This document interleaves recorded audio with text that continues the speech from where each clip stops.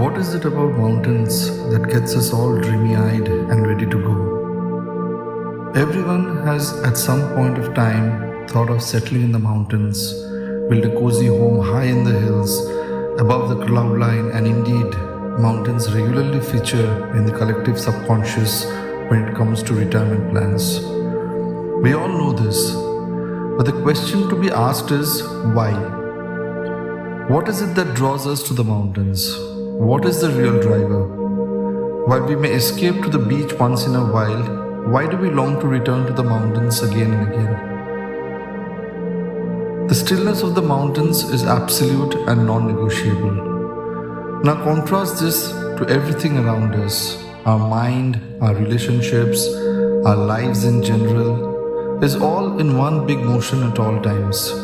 Our dreams, our goals, our age are all vectors moving in tandem with time. History, geography, economics, politics, philosophy is all constantly changing and redefining itself, but not mountains.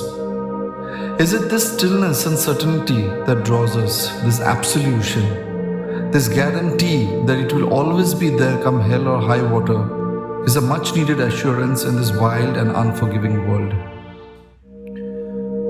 Asymmetrically symmetric forests of pine and deodar, nature's geometry in full display. A walk through a mountain forest along winding roads is like bathing in tranquility. Is it this feeling of tranquility that has been hardwired into our nascent brains through evolution, like the way the fear of falling is hardwired in our brain? I do believe that there is a science behind this universal appeal of mountains, but I also believe there is something more than what science could convincingly explain. Something that cannot be captured in a neat equation, something unstructured, something spiritual perhaps. And almost as a corollary to this universal appeal of mountains, it seems mountains are a true unifying agent. Think about it.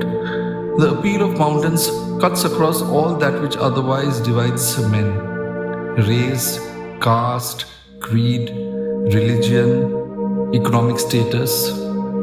The aspiration to get to the mountains irrespective of background again shows how in spite of all worldly class divides, we are the same at a meta level. In spite of the best efforts of the bigots to pull us apart and conveniently compartmentalize us.